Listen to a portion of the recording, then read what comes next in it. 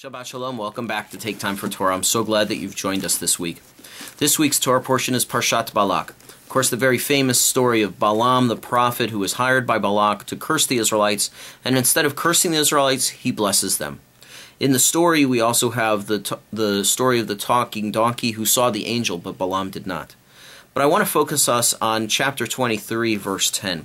In an oracle that Balaam shares with the Moabites, he says the following: Mi mana afar Yaakov, u mispar et rova Yisrael. Tamot nafshi mot yisharim, utehi achariti kamohu. Who can count the dust of Jacob, or number the dust cloud of Israel? May I die the death of the upright. May my fate be like theirs. As our sages point out, they're suspicious of Balaam's behavior, and they see Balaam as a greedy, degenerate sinner who will, just a very short time before his death, become righteous, and therefore, in a sense, be forgiven just before his day. So they're suspicious of his activities, which I don't blame them. He started out to curse, and instead blesses. What side is he on? And what does he do? And how does he conduct himself as an individual? The Netziv has a little bit of a different take on this. The Netziv, in his commentary Ha'emek D'var, explains that what is the nature of what Balaam wants from us? What is the nature of this term Yisharim, upright or righteous? He says that it means that an upright behavior in one's dealings means that you deal well with others. You deal with them in an honest, upright, righteous fashion. Moreover, Balaam prayed that he would excel like the descendants of Jacob in the attribute of righteousness, for they also perform acts of kindness, not only for the Jewish people, but also for the nations of the world. In a sense, we perform acts of righteousness for a lot of people. That example has come so very clear this past weekend, as I have watched people offer space in their freezer and refrigerator for perishable goods to their friends.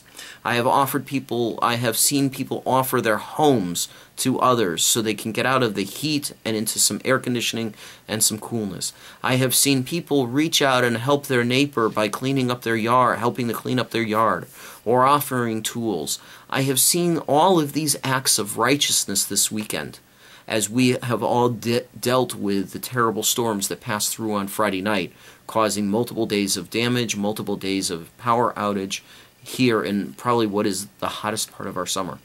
So as I look around and I see what's happening, I can feel good, and my heart is bursting with the idea that people are acting in righteous ways.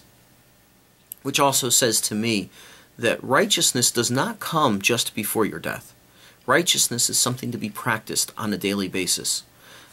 Righteousness and acting in an upright manner to help another person is not something that happens just at the end of your life, but it should be something that is part of our daily lives, involved in our daily lives.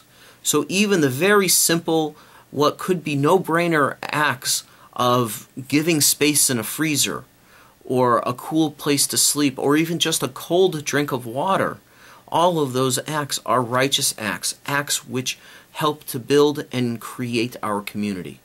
So I would encourage you this week, as we read Parshat Balak, and as we recover from the damage from the storms, continue to look for ways that you can reach out and help someone else.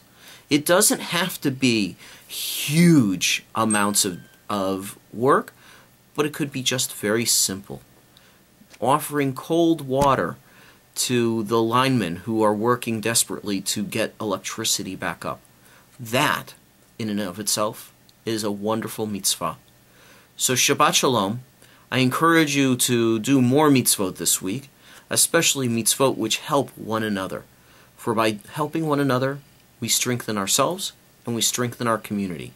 And that's what this verse and this oracle from Balaam was teaching us. That he wanted to be just like the Israelites because they are righteous in their dealings. So Shabbat Shalom, and I'll see you next week for Take Time for Torah.